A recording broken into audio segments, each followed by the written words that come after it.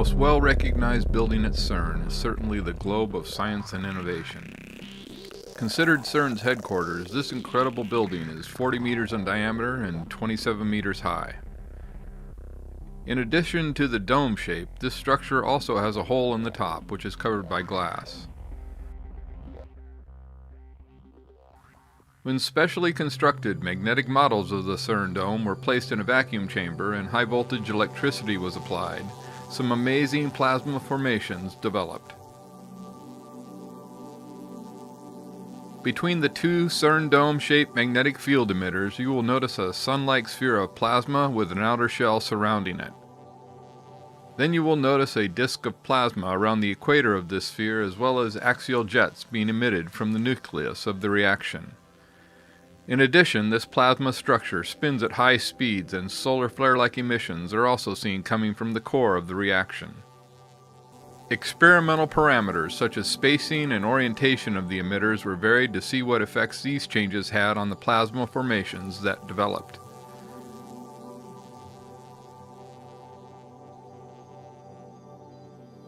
In addition, several different purging gases were used to see what effect this would have on the plasma. The gases tried thus far include ordinary air, argon, hydrogen, and helium.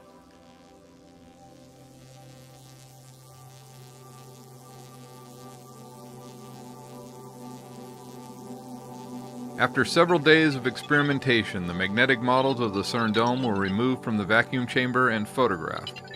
Here you can see some of the very colorful glass deposits that were formed during these plasma experiments. A large number of experiments were conducted not only with these magnetic bowls, but also with magnetic bowls of other geometries. Amid all the mysteries of the universe, the puzzle of how energy and matter interact in space, one thing has always seemed pretty clear, that light is the fastest thing around. Well, every so often, science gets a very big shock. In an underground laboratory in Italy, researchers can't quite believe what they're seeing. They have recorded tiny particles fired from another lab 400 miles away, arriving sooner than expected. Sooner, in fact, than a beam of light would have done. What's so extraordinary about these findings is that they seem to challenge the foundation of our understanding of how the universe works. It was Albert Einstein, a century ago, who worked out that nothing could, or should, go faster than light. Well, these measurements could be wrong, or something unexpected is distorting the results, or it really is possible for light to be overtaken. The results were announced by scientists at CERN, the huge lab at Geneva. They now want others to check their findings, to hunt for possible mistakes. But everyone's also wondering if something that seems totally impossible may actually be what's happening. If this result is true, it would mean that we'd have to fundamentally rethink the way that the universe works. Because if you have things that can travel faster than the speed of light, it's not just space that's affected, it's time that's affected too. So things start to travel backwards in time, and all sorts of weird and wonderful effects can come out of that.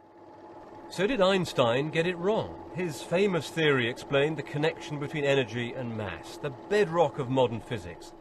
But it all depends on light travelling at the highest speed possible in the universe.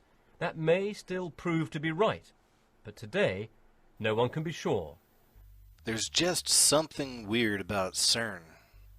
CERN's Large Hadron Collider is the world's largest particle accelerator. In fact, it's the largest machine on Earth. Now, they tell us that they're seeking answers to some of the deepest mysteries of time and space. But some people believe that CERN is actually the key to the abyss, to the bottomless pit. And what they're going to do with CERN is allow the beast to rise from the abyss. They tell us that the idea is to recreate the circumstances right after the so-called Big Bang, or the beginning of the universe. They also claim to have already discovered the God particle. But what's really going on with CERN? Operatic dance performance filmed inside CERN. Symmetry tells the story of a CERN researcher who rediscovers love through the song and dance of the infinite cosmos. But what's really going on with CERN? So isn't it interesting that right around the time that CERN is about to activate the Large Hadron Collider once again, we find this, what seems to be strange ritual taking place actually inside of CERN. Let's take another look at this. Symmetry is an operatic sci-fi dance performance based on the work being performed at CERN. It follows Lucas, played by the film's choreographer Lucas Timilak, a CERN physicist hard at work using the LHC to search for the smallest particle in existence, when a ghostly woman played by soprano Claron McFadden appears. I want to show you a little bit of this footage. You can decide for yourself. Now this right here is from the very beginning of the video, and I thought it was interesting because right here in the very beginning we find Saturn's ring. Check this out. In the search for the smallest particle. Boom. Right. And now check this out. Watch the way these people are dancing.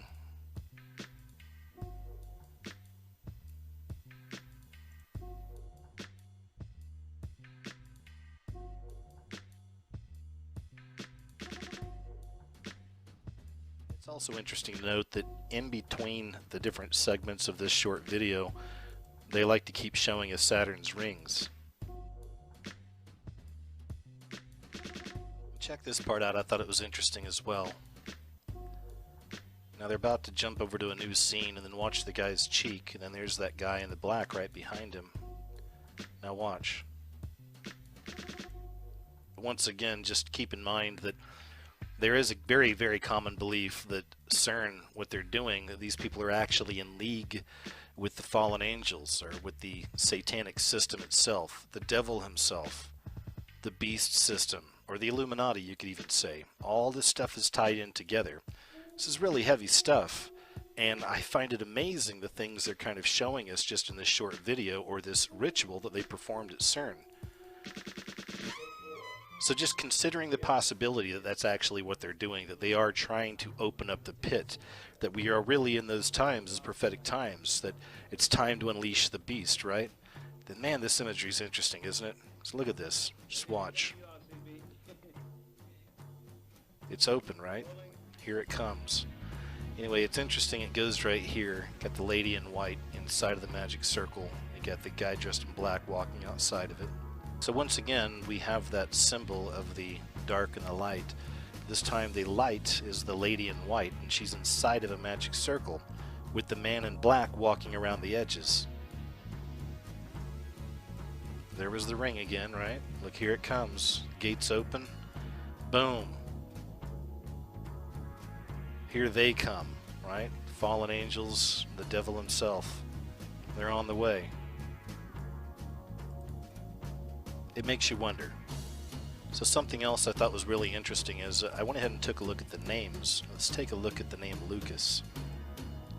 And it just so happens that the name Lucas, right there in the middle you can see in the left, means light. We are dealing with Lucifer here, yes? It's bringing in Lucifer, bringing in the light. So then I look up the name for Claron. It just so happens it means bright. So we have these two characters, the bright light, performing this ritual at CERN. Where many people are concerned, they are literally trying to unlock the bottomless pit, that we are in the time where the beast rises, and this is essentially what they're trying to do. The part in the beginning of the video where they were all dancing around, kind of weird, right? Well, it reminded me of I Pet Goat 2. If you haven't heard of I Pet Goat 2, it's a video. Please go check it out. It's all over the place. A lot of people have done breakdowns on the symbolic meaning behind it. And I say a lot. I mean a lot. And that's okay, because it's just that deep. This is some really deep occult stuff with I Pet Goat 2. There's a lot of different meanings going on there. And many of us do believe that it's truly a spiritual message, essentially laying out the times we're in. So another connection here is the statue of Kali stands out there in front of CERN. You can even see right there in CERN's logo the 666. We find the 3 sixes in there, and this is certainly not by accident.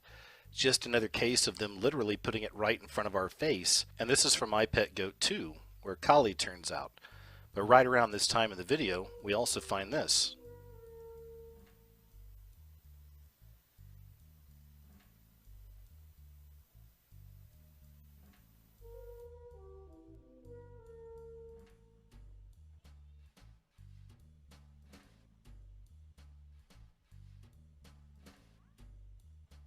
back and show you another symbol that happened right there. Now watch real closely at the floor as this character's dancing around, and you're going to see a whole bunch of shark fins rise up. I'll see if I can catch it.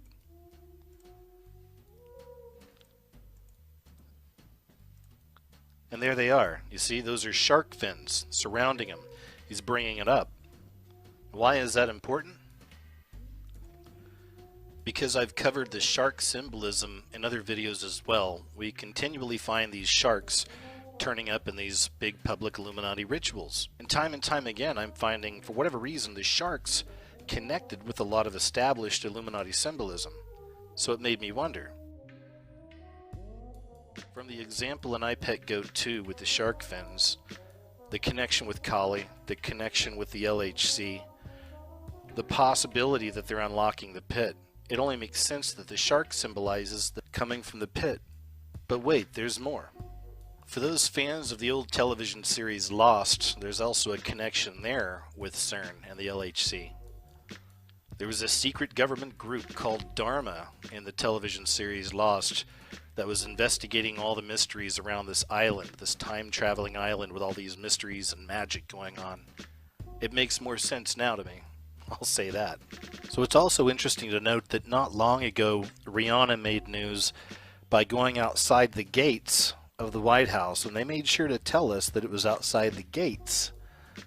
Now the official story here is that she was trying to play some kind of a role of an actress on some TV show she likes. What really stood out here is that she posted this on her Instagram outside the gates, she even said, of the White House. So she's outside the gates of the White House, and she wrote, "Cyrus, let me in. Cyrus, let me in." The Cyrus is symbolic for Osiris. And this brings us back to that connection once again of the Illuminati beast system. Now that connection goes back to Osiris. And of course there's multiple connections between Osiris and this beast system, or the Illuminati in ancient Egypt, the Antichrist, the beast. I mean, essentially it's all one character, but it has so many names. And how many times have we seen that in the movies when somebody meets the devil and the devil says, "Well, I go by many names." It does. That also puts a new perspective on the whole idea of Miley Cyrus, right? Cyrus. She's really blown up over the last few years, and she's always got that tongue sticking out. And even more interesting, if you take a close look at Rihanna's dress and the pattern, well, what does that look like to you? It looks just like this. Cyrus, let me in, at the gate. The beast wants to be free. The beast wants the gate to be open. The beast wants out of the pit. Here they come.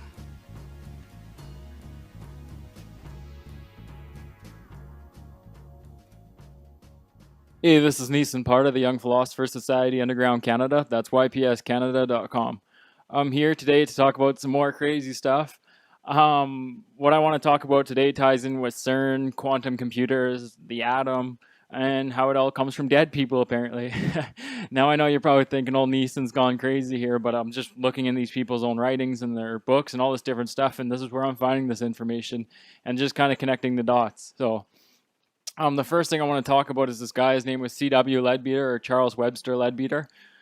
He was a huge proponent of Helena Blavatsky and the occult in general. If you just scan down to the bottom here and look at all these different books, you can see that, you know, he talks about everything from dreams to the occultic in chemistry and a message from the unseen. He just has a whole bunch of stuff here. And the thing I want to talk about today is the messages from the unseen. And so what I'm doing in a lot of my writings, just to give you an idea of where I'm coming from a lot of this stuff, the whole thing on philosophy is that's what our society, that's what all this stuff revolves around, is philosophy. And it seems to me like when I go into about the year 1000 onward, you know, it's all philosophers who are developing mathematical science concepts, all this different stuff. You know, it's philosophy. We're living in a philosopher's world. Hence the reason that I created the Young Philosopher Society. It's supposed to be kind of an angle to go at these guys from their own level. Anyways, so I was looking into some of this guy's writings, you know, and it's absolutely mind-boggling what he's talking about here. Just to give you an example, in this book, Messages from the Unseen by this guy, you just scan down here for a little bit, and it's right around the 1%.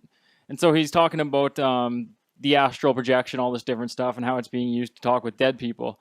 And here it is. It says, I am not for a moment denying that sometimes useful information has been communicated from the unseen world. I have read books of quite a number of valuable facts being given to us by dead people to the living. Indeed, I happen to know personally one or two of such cases. For example, many years ago when General Drayson and I were fellow members of the London Lodge, he received from some dead astronomer an exceedingly valuable statement about what it is called for the second rotation of the Earth. And it just goes on about how truthful this is and all that. But even further, he goes on and talks about the creation of the atom. And he says another case is that the book written by a certain Mr. Babbitt in America called The Principles of Light and Color. He is rather fantastic in many ways, but we find a number of statements in which that the book are untrue. And I am told that he received them in a number of ways. I do not know what way exactly, through spiritualistic influence, inspiration, or teaching. For one thing, he was the first man, so far as we know, to depict a physical ultimate atom. We find drawings in his book in which very closely corresponds to that which our president and I made about 20 years later. And so there you go. Like, these guys are talking about getting information from literal dead people. Now, this is where I believe that the deception actually comes from. You know, it just changes over time of who these people in this astral dimension actually are. You know, they change from aliens, they go from angels, they go from dead people. You know, it's all just a complete deception. In the previous videos, I've talked about how Lucifer uses this rainbow, and that is the deception, you know, because the astral dimension, it consists of these 7 different layers or 7 different dimensions.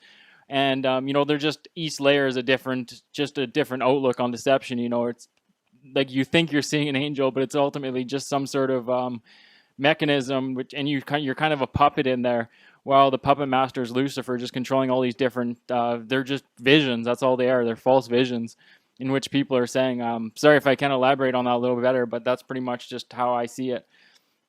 And so the thing about this H.P. Leadbeater and why he's important is I've talked about him in this video I made, Satanic California. And in it I talk about how he elaborates on the 6th root race that Helena Blavatsky was talking about. And here it just says, according to C.W. Leadbeater, a colony will be established in Baja, California by the Theosophical Society under the guidance of masters of ancient wisdom in the 28th century for the intensive selective eugenic breeding of the 6th root race. And it goes on to talk about the Master Moria will be physically incarnate to order of create this Manu or progenitor of the new root race. By that time, the world will be empowered by nuclear power, and there will be a single world government led by a person who will be the reincarnation of Julius Caesar. Now, 2 interesting things about this. First of all, I just read an article here on InfoWars today. Take InfoWars however you want. I don't completely believe everything they say or everything they're about, but they are a good alternative media source because they don't just cover politics. They cover a lot of different stuff. Mostly it is just politics nowadays because that's all people want to hear. But anyways, I found this article on there, and it says that Russian analyst calls for nuclear attack on Yellowstone National Park. The reason I found this interesting was just right below in this little headline here. It says the reason that it would be why they want to attack this Yellowstone is Russian geopolitical analyst Konstantin Sikvov has called for Moscow to launch a nuclear attack on Yellowstone National Park and the San Andreas fault line.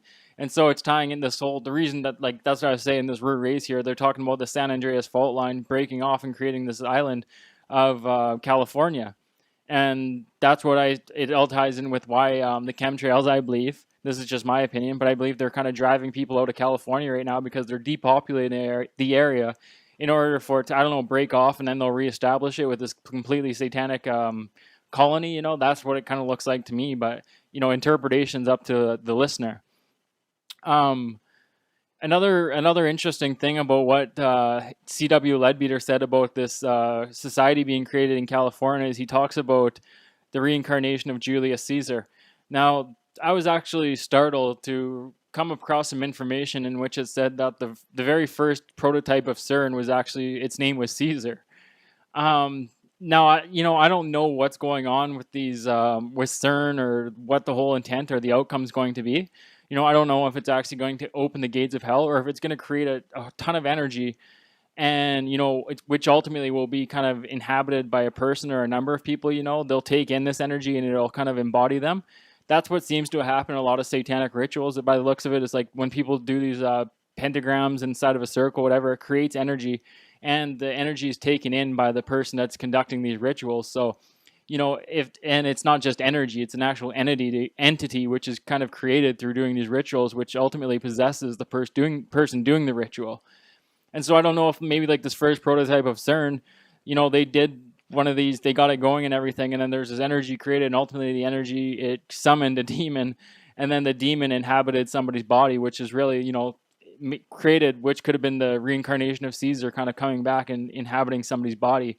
This is the whole kind of like the moonchild concept, only you're not doing a ritual and taking just implanting a spirit into some random woman's body. You're actually creating the energy and, like I say, inhabiting the spirit yourself. Pretty complex. I hope you understand it there. Like I say, I'm not the best talker out there. Now, next, I just want to talk about the concept, how this kind of ties in with the whole concept of the string theory. So like I said, the whole thing with natural evolution, Charles Darwin's natural evolution and his cousin Charles Dalton, this is all meant to it's a dehumanization at its basics in order to alter the human species. That's my whole take on it anyways. Like I say, this is totally up to interpretation out there, but that's what it seems like to me. There's no proof that we've evolved or any of this type of stuff. It's just really to discredit the human race and make us less special. But the reason I want to talk, I just kind of talk about that is because when we look at the whole string theory concept, I believe that's what it is all about. I'm no expert on this stuff or anything, but pretty much what it means is that there are 2 points, A and B, and both exist at the same time. And so there's, input equals output kind of thing. And it all ties in with this linear progression of evolution. I believe, that's how I believe it ties anyways. I don't know if that necessarily makes sense. Anyways. I just want to highlight a quick little spot here. The earliest version of string theory, bosonic string theory, incorporated only the class of particles known as bosons. It was then developed into superstring theory, which posits that a connection, a supersymmetry, exists between bosons and a class of particles called fermions. String theory requires the existence of extra spatial dimensions for mathematical consistency. In realistic physical models constructed from string theory, extra dimensions are typically compactified to extremely small scales. Now, this is just, again, interesting because, this is what the whole thing about CERN is. It's all about creating the God particle or bosons or whatever you want to call them. And, they're talking about going into extra spatial dimensions and solving mathematical concepts. This is kind of how I first became interested in the whole idea of quantum computers. It didn't make sense to me why these computers were going into different dimensions to solve problems. But when you go back and you look at the works of the C.W. Leadbeater, he talks about when you go into this astral dimension and you bring back information from one of these dead people or demons or whatever you want to call them, they don't paint a really good picture. It's just an isolated piece of information. And so what I believe that they're doing with the whole CERN and quantum computers, all this different stuff, is they're creating more consistent, they're painting a better picture and connecting the dots better of what's happening in the astral world. Like, they're taking this crazy information, which is coming from this other dimension, and, it's all isolated information. But as they create these machines and they're bringing the stuff back to Earth and doing all this interaction with it, like I say, they're painting a better picture of what's going on in this astral world. And it's kind of combining the two realities of our world and their world together. It's some pretty complex stuff, and like I say, I'm not the best at elaborating on this, but that's what's happening is they're trying to connect the dots of these different dead species of these demons in this astral world. That's what they say anyways. I don't actually think that's what's happening. Like I say, I think this is just complete deception coming from the fallen angels, the Lucifer, whatever you want to call it. And that's the whole thing with CERN. And maybe it is gonna be a huge portal that ultimately punches a hole into a different dimension and allows these creatures to come into our world. That's the way it seems to go. When you just look at the continual use of the number 666, all these different iconography used. It's just really weird. And so I'm sorry if I was kind of rambling today or jumping or muttering and everything. It's kind of complex, and I'm trying to get this out there in a clear manner. But pretty much the basics of it all is just go look at this H.W. Leadbeater, and it says right in his own words, and like I say, he had a lot of really influential books, like this occult chemistry. These are some pretty heavy topics that these guys are talking about, and they're literally talking about going into a different dimension and talking with, well, in his words, it's dead people, but this changes from time to time, and it's just getting really ugly on planet Earth, and I think there's a real strong correlation between all the suffering and misery that we're witnessing and what these guys are doing behind the scenes with this kind of stuff. So thanks for tuning in. Till next time, peace out.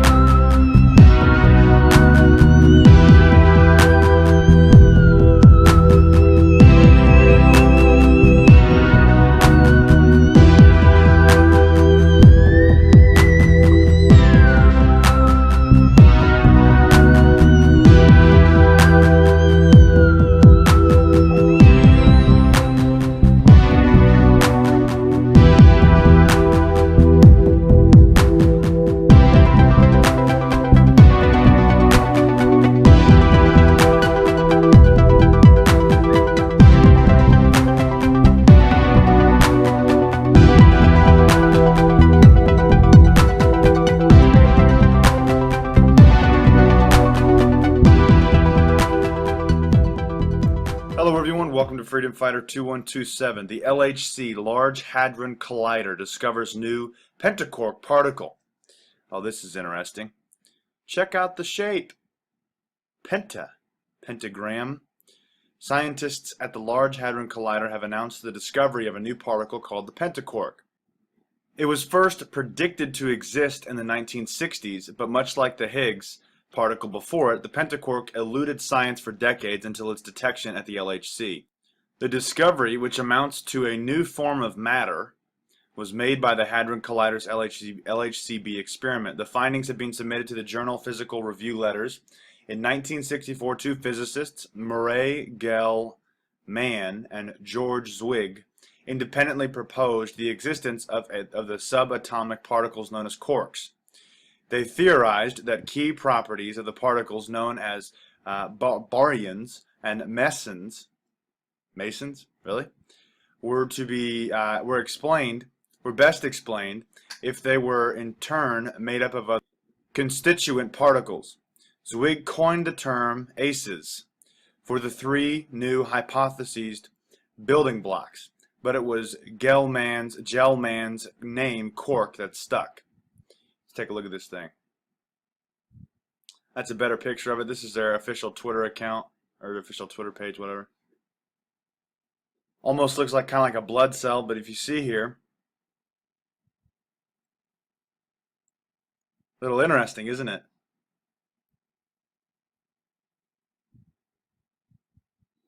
Clearly, it looks as though they have discovered some sort of a seal. As you can see, it's pretty laid out. It's very well laid out, if you would. But if you look at it from a different angle, they have better pictures of it. Hang on, let's go back through here. There. Other pictures of it, I should say. An alternative layout for the pentaquark showing a meson particle, one quark and one antiquark, and baryon, three quarks, weakly bonded together. Oh, how interesting. It's a new discovery day, isn't it? Look at him. Uh-oh, he's got some cross eyes. LHCb spokesman Guy Wilkinson commented the pentaquark is not just any new particle, it represents a way to aggregate quarks, namely the fundamental constituents of ordinary protons and neutrons, in a pattern that has never been observed before in our over 50 years of experimental searches. Studying its properties may allow us to understand better how ordinary matter, the protons and neutrons from which we're all made, is constituted. The LHC powered up again in April following a 2-year shutdown to complete a program of repairs and upgrades.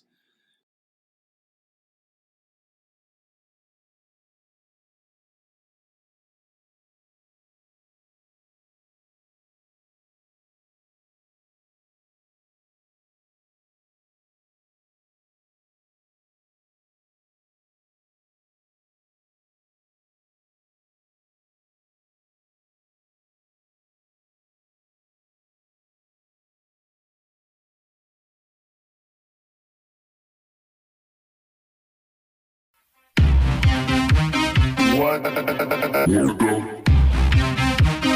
fuck?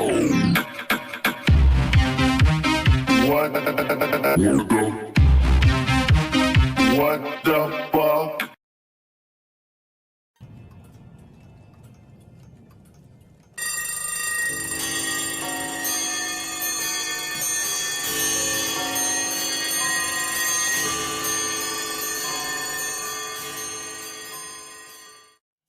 Famed science fiction author Whitley Strieber, best known for his books The Hunger and Communion, was out at the theater with his wife Anne and her friend Starfire Tor. Little did they know what would happen that night would rival anything found in Whitley's books. Nothing seems impossible to me anymore. I haven't talked about it very much. After dinner, Anne and her friend went into what they thought was an empty ladies' room. Well, it's a very small room, about 10 by 12. There was nobody in that room except for Anne Strieber and myself. So I was standing on these steps. No one went in it after the two of them went in it. And I was watching the entire time. Anne was a little bit before me, and she left and said she would wait for me outside. So I went outside, stood in front of the door, waiting for Starfire. As I slightly rounded the corner, coming out of the stall, a woman just materialized. Whoa! She didn't seem to understand where she was. She seemed confused. and then she just left the room. While I was standing there, a woman came out. I go out the door to the ladies' room, and Anne Strieber rushes up to me, very, very excited. She says, "A lady came out, but she didn't go in. A lady came out, but she didn't go in." This was pretty amazing because we knew no one was in there when we went in. So how could someone have come out who was never in there in the first place? No one, absolutely no one, went in that bathroom. Who was this mysterious woman? And how could she have appeared from nowhere? For the eyewitnesses, this is no ghost story. For them, the answer is much weirder. Something altered the timelines. We were brought together like a bad edit of a film, and that's how we almost collided. Yeah, it's pretty far out, but remarkably, time travel may indeed be possible. And proof could soon be found in a 17-mile tunnel deep underground at the border of France and Switzerland. This is the Large Hadron Collider, a 17-mile-long tunnel designed to smash atoms together in an attempt to recreate conditions that last existed just before the Big Bang, when the universe was less than a trillionth of a second old. Scientists at the LHC are trying to understand what happened in that critical moment to make our universe what it is. By solving this, they hope to shed light on some of the most fundamental unanswered questions in physics. With the Large Hadron Collider, perhaps one day we'll be able to answer these cosmic questions. What happened before the Big Bang? Is it possible to go through a black hole? Can you bend time into a pretzel? We're now entering the cusp of human progress.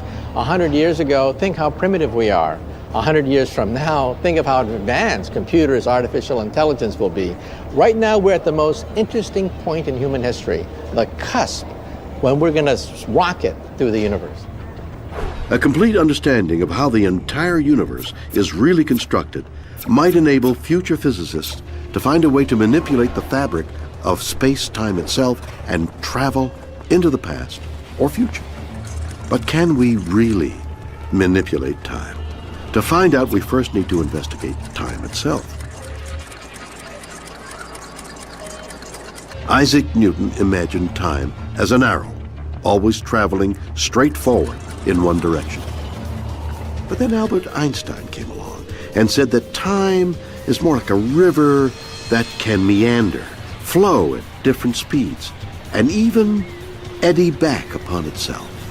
Now we look at a river and we think of the spot on the river where we are is something like the present moment.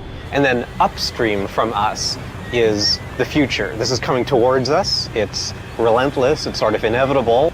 In a moment, what was up there is going to be here. And downstream from us, we can think of as the past. So these are events that have already happened. So there you have it. You've got the future, you've got the present moment, you've got the past. Is it possible to go against the flow of time into the future, or move even further downstream into the past?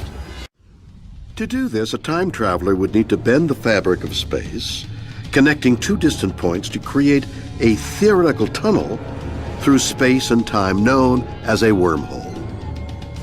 There are two parallel universes. Perhaps it might be possible to build a gateway between these universes, a wormhole, a shortcut, like the looking glass of Alice. Think of Alice in Wonderland. She had a looking glass and she put her hand through it and her hand went to the other side of forever. That is a wormhole. But could we manipulate the very fabric of time and space? If we have something called negative matter or negative energy, it might be possible to build a gateway to another universe, a gateway to another point in space or time. Now, of course, in science fiction, we have the dilithium crystals of Star Trek. People talk about spice. People talk about other exotic chemicals that will open these gateways. Well, I'm a physicist. To us, it's negative matter or negative energy. Negative energy we can actually create in the laboratory. It's already been done, but only in microscopic quantities. negative matter we've never seen before. If we can find a negative matter meteorite in outer space, just perhaps, maybe we can harness it to open a gateway to another universe. The only problem is the amount of energy required to punch a hole to the other side of the universe is impossible for us to achieve with our current technology. The trick is to assemble enough positive and negative energy in order to rip open the fabric of space and time. That's really hard. We're talking about the energy of a black hole, the energy of a star, in order to bend time into a pretzel. How do you exploit Einstein's theory of relativity to travel into the future? Well, it turns out it's not that hard to do. Now, it's hard from an engineering point of view. You just need a really fast spaceship, which we don't have. But if you had one, here's what you do. You just go on a long journey and come back home. Remarkably, this is possible because time behaves differently when an object or person travels at high velocity. It's called time dilation. If you move fast enough, your clock will disagree from a clock that's been left at home. A similar thing can happen if you spend a lot of time in a strong gravitational field, like near a black hole, for example. This amazing feat has actually already been accomplished. Russian cosmonaut Sergei Krikalev has spent more time in space than any other human being. From 1988 to 2005, Krikalev spent 803 days orbiting the Earth at high speed. At times, Krikalev was traveling at 17,000 miles per hour. Nowhere near the speed of light, but fast enough to travel forward in time. It's only about 1/50th of a second, so it's almost too small to even notice. But he has aged just a little bit less than, let's say, if he had had a twin brother who had stayed on the ground. He's just a little bit younger than his brother would have been. Using this theory, it may be possible to travel thousands of years into the future. Imagine traveling all the way around the circumference of the Milky Way galaxy, our galaxy. Now, it's very big. It's about 150,000 light years around. So it's going to take a long time. You start accelerating at a rate of 1g, which is the normal force of gravity that you feel just sitting here. So you have this very mild acceleration, but you keep it up long enough, you're eventually going very fast. When you get halfway around, you start decelerating, and after many, many more years, you end up back on Earth where you started from. Here's the thing. To someone who has stayed at home and just watched you go and is waiting for your return, they have a long wait because it's going to take 150,000 years before you come back. But for you, from your point of view, on board this spaceship, only 23 years will have passed. So, although it seems impossible, time travel is, theoretically at least, real. And the Large Hadron Collider could yet witness science fiction become functioning science fact. In some theories where there's extra dimensions of space, in addition to the three that we see, little compact, tiny dimensions, extra dimensions of space, there's a speculative idea that they may be able to make a mini black hole in the Large Hadron Collider. So is it possible the mystery figure that appeared that night in Los Angeles was really a time traveler? Perhaps even from a future where science had finally answered the secrets of the universe and were now able to manipulate time? Could be. We physicists believe that if time travel is possible, all the paradoxes can be resolved if a parallel reality opens up and there are no contradictions. You simply change the past of another universe. This also means that perhaps in the future, our descendants may have the energy and the ability to create a time machine. So one day, if somebody knocks on your door and claims to be your great-great-great-great-great-great-great-granddaughter, don't slam the door.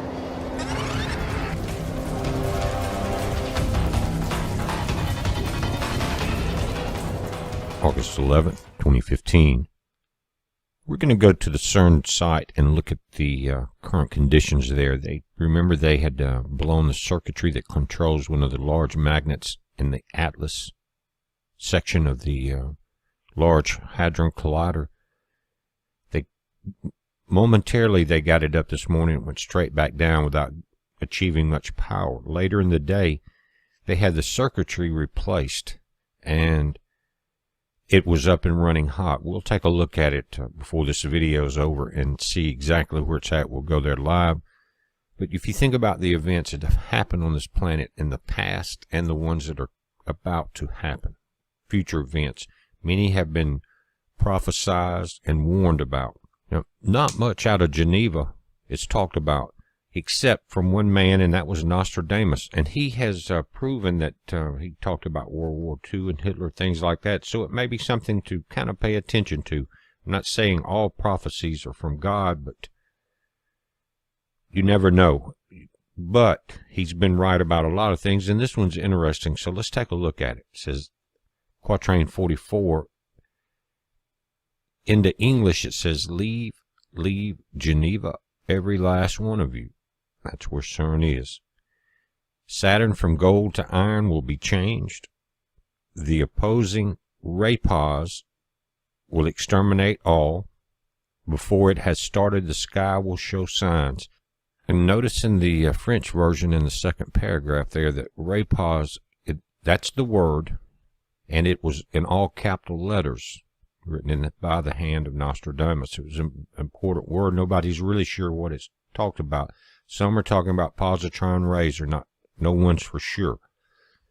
But if you remember in the video last night, it said that they were going to go into, in November, into changing from these lead ions and these particle collisions to the gold.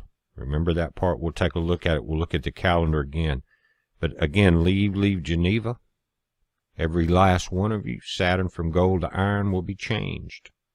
The opposing rapaz will exterminate all. Before it has started, the sky will show signs. Now, if you go on down through this, it doesn't appear to be a worldwide event. It appears to be local to that area as far as the first impacts of this event. Now let's look at Quatrain 81. It says, tears, cries, and laments, howls, terror, heart inhuman, cruel, black, and chilly. Lake of Geneva, the Isle of Gins mainly affected. Blood to pour out, profane, mercy to none. Now these that's 3 different locations that he's talking about there. Lake of Geneva, the Isles, and of Gins. And I went to a map, and I'll show you that. I marked them off. We'll get an idea of exactly the locations that he gave. If you put a circle in that section, you'll see it's probably a 200-kilometer area. Again, tears, cries, laments, howls, terror, hearts inhuman. What does that make you think of? Satan is not human. The demons are not human. Cruel, black, and chilly. Again, the locations mainly affected, blood to pour out, mercy to none. Before we go to the map, let's go back to this first section at 44. 4 lines, each one are important. It says, leave Geneva, everybody. Saturn from gold to iron will be changed. We're going to look at that on the map. The opposing rapaz will exterminate all, whatever it is. We know what is in Geneva. Before it starts, the sky will show signs. Now, does that mean right before it goes to full power and all hell breaks loose that we're going to start seeing some type of events in the sky? We've seen it affect the magnetopoles of our planet. And they will not be up until full power, I don't think, until they start running the gold ion collisions.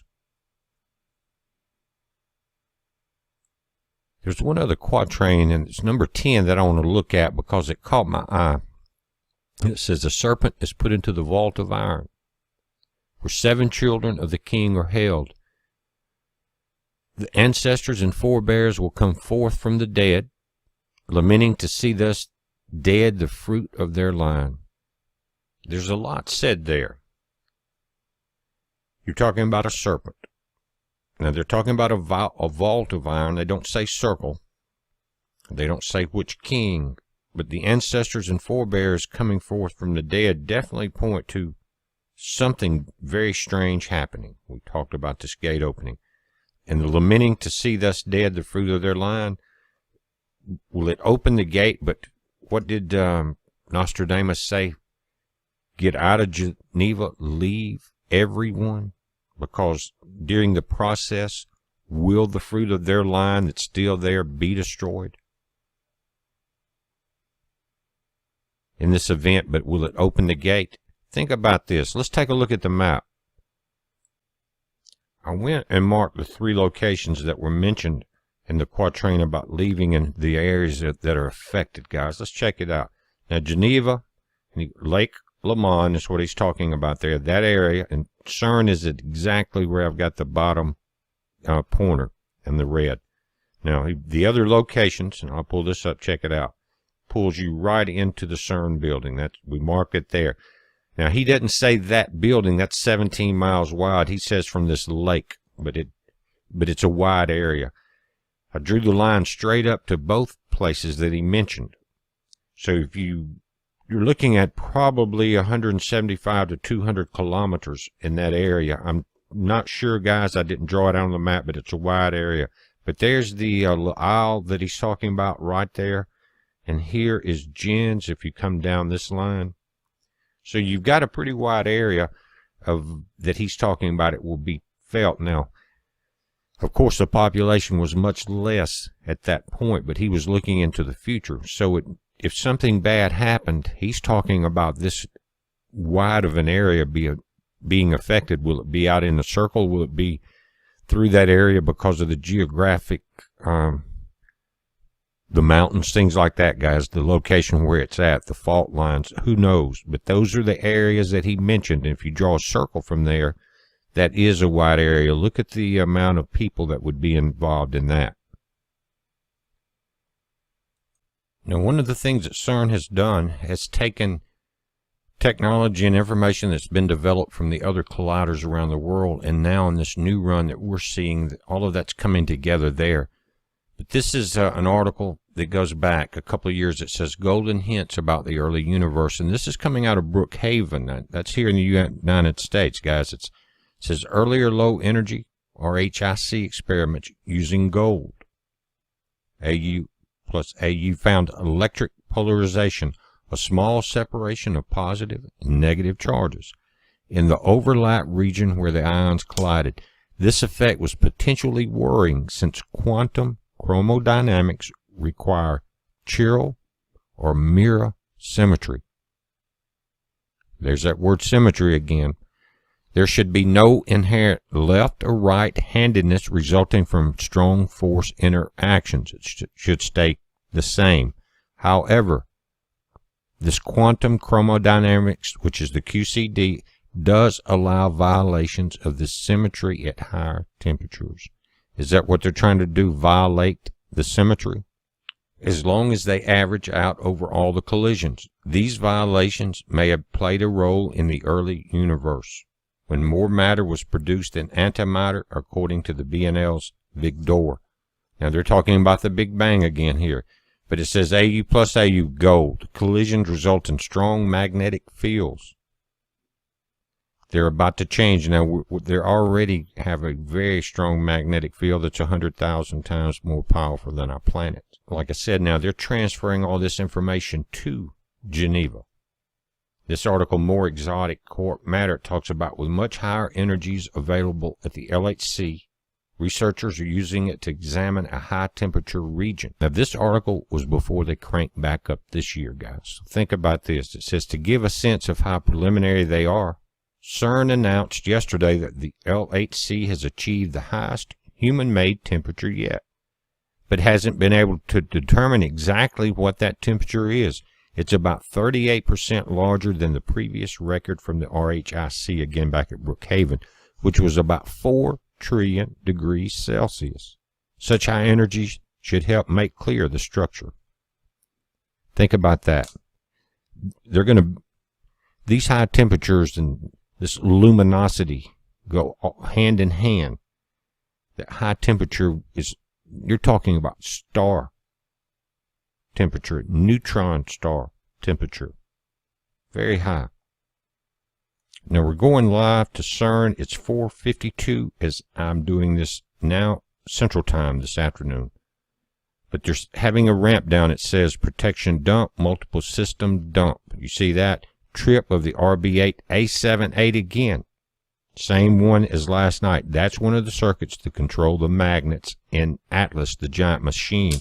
And those magnets in that circuit, if I'm reading the diagram right, they control the beam. In other words, they focus it so that they can match them and create the collisions. Again, a circuit shorted, but it increased the temperature here. Actually, this morning, guys, before that circuit shorted, I was watching this thing run at full power, and the temperature had already started to rise there. When you look at that scale at 1.8 to 2, to where they have to keep this thing, that temperature down to achieve almost the speed of light, it's minus 271 degrees Fahrenheit. It's pretty cold, so they're creating a tremendous amount of heat. You see what we're dealing with there? Maybe Nostradamus was right. Leave Geneva. And you can see what happened early in the morning right here in this bottom. They had tried to start up and it went back down. Later in the day, it came back up and they reached this peak here. That's right here in the top part. And you're running at full power. The beams actually look like they were breaking that normal peak line. You see that? We're a little hotter. And that's what happens. These guys do not care. It has gotten so evil that they're showing it to us in our face. They're trying to open that gate. And they don't care if they destroy everything and everyone around them to achieve that. Human life means nothing to these people. Although it's shut down now, you can see right here at about 1900 hours, again, UTC is 2 hours behind CERN time. Right there's a peak in the luminosity performance, and that's when it shut down. Something in that circuit is they're trying to override their bounds, guys, as they're trying to push this power past the point that they've agreed to, keeping it 6.5 TeV per beam up to 13 total. It's shorting out. They will go in and fix this. They're going to continue until they blow themselves up, open the gate, or whatever. But they're very determined to do one or the other. And they may be doing both at the same time. And here in the beam dump page, you can see to where they were slightly losing control in the left section of both beam 1 and beam 2, red and blue sections of this thing. And that's got exactly to do with the Atlas magnet that controls the focus of these beams. If they lose that control, then it's like a train jumping the tracks. They have to shut it down at that point, guys. But we're watching it. Again, I wanted to point at that particular Nostradamus prophecy out because it never really fit anything else until this point. We'll see. It's just interesting. It's a heads up. Be safe.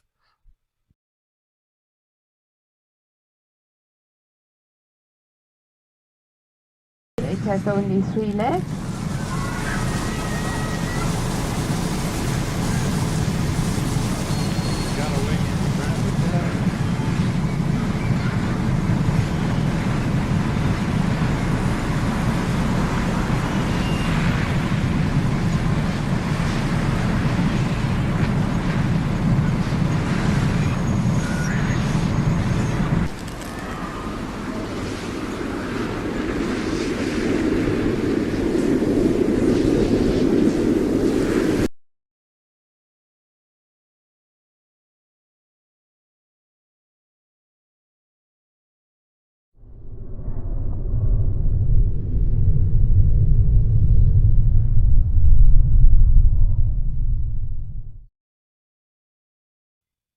September 1st, 2015.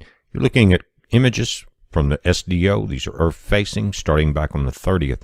You've had filament eruptions on the bottom left corner, the top right, slightly on the back side, and this filament is starting to rise. Notice that, guys, in the last few images. we'll keep an eye on that. It would be more Earth facing. And we've got stereo A back from behind the sun, guys. We're starting to get some images. This is the image that you saw on the top right here. It's showing top left. That's because the stereo A satellite, again, is on the other side of the sun from the SDO, which is closer to our planet. Again, these are Earth-facing, going back to SOHO, LASCO C2 and C3 images. And this is that large explosion that was on the top there, large filament release. When you start seeing 2 or 3 in a row like that, usually it's meaning that CERN is powered back up, running high power.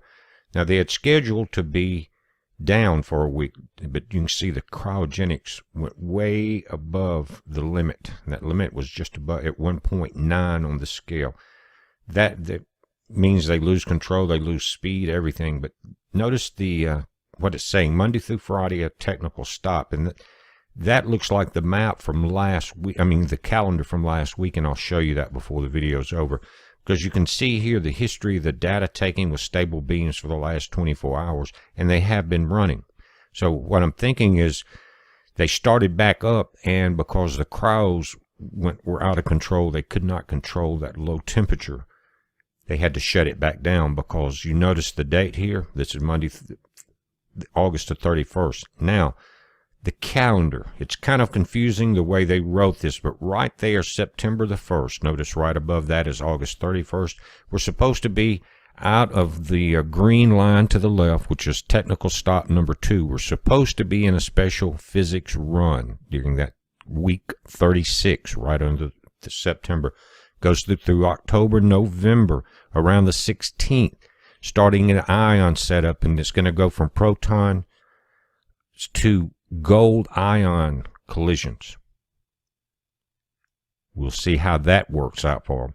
Right now, though, they're supposed to be in a special physics run and out of this technical stop, too. That should have been over and be back into what's called recommissioning with the beams. So we'll see in the next day or two how they come out of this into this, again, special physics run. Now, looking at the Dow Jones, guys, as I'm doing the video at 10 a.m. Central, Dow's down 351.87. They had to invoke Rule 48 again. All the way across the board, European markets are way down 2.7%, 3.27%. The same way in Asia. Everything is down. The Nikkei is down minus 724 or 3.84%. Oil was back in the rise, getting back up around $48, $49 a barrel. It has lost $3.14 back to 46.06. Silver's down, copper's down, gold is slightly up, but it has been falling. It cannot regain, it will not regain. It's going to continue to go to zero. Now, we're going to talk about all this on the Blog Talk Show coming up in a few minutes at 11 a.m. Central, 12 noon on the East Coast, and 9 a.m. on the West Coast, guys. Check it out. I'll put a link to the Blog Talk Show. We're going to talk about this. We need to pay attention to these stock markets. Major indicator of what this world is getting into. Heads up. Be safe. Serious? Are you serious? Are you concerned about the CERN? Well, it has shut down. I repeat, the CERN has shut down. No beam. And there you see the date. It is already September the 1st, 2015 in Geneva, Switzerland. This could be a September to remember. Matter of fact, I received this information just moments ago. Michael Murphy, who keeps a close eye on this, on the CERN, getting this information to me. There you see the link status of the beam. The global beam permit, the setup beam, the beam presence, the movable device allowed in, the stable beam, all on false. As a matter of fact, over here, if you read the statistics, it says comments as of August 31st, 2015, in Geneva, there was a technical stop. I repeat, a technical stop. Something went wrong. Now, actually, Michael Murphy told me he had been watching it all day. They had been running the CERN wide open, not all the way to 99.9% of the speed of light, but running at very high temperatures all day for hours. But now they have put it, it's at a stop. The CERN is down. The CERN is down. A stop, shut down, no beam. Shut down, no beam. September 1st, 2015. First day of the September to remember. And already we have riots going on in Ukraine in front of the parliament. 1 dead, 100 injured. We have already a third chemical plant explosion in the early morning hours of September 1st in China again. Massive explosion. And the CERN has shut down. What have we learned from the CERN? Did it turn and has it burned? Well, we'll continue to keep an eye on what's going on. In I told you, this is a September to remember. And we don't know exactly what's going to happen. Everything that we've been looking to may not be what actually takes place. But we know one thing. Rosh Hashanah, Feast of Trumpets, the Day of Atonement, there's no question. The Feast of Tabernacles, the UN General Assembly, the Pope's visit to America, the Pope at the White House, the Pope addressing Congress, the Pope addressing the United Nations, the Hajj in Mecca. There's just so much. The Ukraine, Russia crisis. There's just the Iranian nuke deal. Will it be ratified? I mean, are you serious? Madonna and her desecration of the bride and the arrival of the fallen angel tour. Are you serious? It just keeps going on. The fourth blood moon, a super blood moon, visible not only from the East Coast, but from the streets of Jerusalem. Pray, folks, and give your life to Jesus Christ. What happened at the CERN? Hey everybody, this is Spiro. We're looking at a screenshot from yesterday's Large Hadron Collider, otherwise known as CERN. Their live feed here, and you can see a shutdown, no beam, September 1st, 2015. A lot of people are freaking out and are very concerned about CERN, and I'm concerned about CERN. So I understand this. Now, this shutdown was planned. This is a planned shutdown. There is nothing right now at CERN that we're aware of that is wrong or melting down or any kind of crazy stuff like that. This was a planned shutdown. Okay, so this was yesterday's feed here. This is today's feed of CERN, still shut down, no beam, the 2nd of September, 2015, right now. Okay, now I'm going to take you over to the schedule for CERN, the Large Hadron Collider schedule for 2015. Now they have it all broken down and as to months, your days and your week. This number up here represents the last day of each week, right? So this is the 23rd, that means this would be the 24th, and so on. Okay, so let's scroll down here to September. Here we are, the 36th week of the year. This would make this August 31st. This would make this today. Now, this is where I'm at. This is today. I'm in the US. Now, the screenshots that I showed you before, one said the 1st and one said the 2nd because in Geneva, Switzerland right now it's September 2nd. Okay, so here we are. It's green. September 1st, 2nd, 3rd, 4th. All right. You go right here to the key, technical stop. So you can look here and you can see green, green, technical stop. Since it's planned out in advance, it's on the schedule as a planned stop. That means it was a planned stop. Nothing happened, nothing was overheating or melting down. And I really like the fact that people are keeping a close eye on this. I mean, this is stuff that we need to keep a close eye on.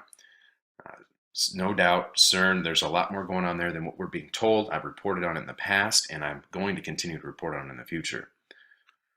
This is probably the biggest thing that I can think of right now, is CERN, realistically, in my honest opinion. So, and we're going to be approaching some dates here. Now, this is the 10th of September, and I'm not exactly sure what this is, but I'm sure you guys are going to tell me in the comments. I hope you do, and I'm going to look into it myself. You guys in the comments, are on top of it as always. You always are putting things in there that I forget or I don't know or whatever. I mean, thank you so much, everybody out there. Well, until next time, this is Spiro, and I just want to give you this CERN update. Nothing is like melting down. It's okay right now. This was a planned shutdown. Peace.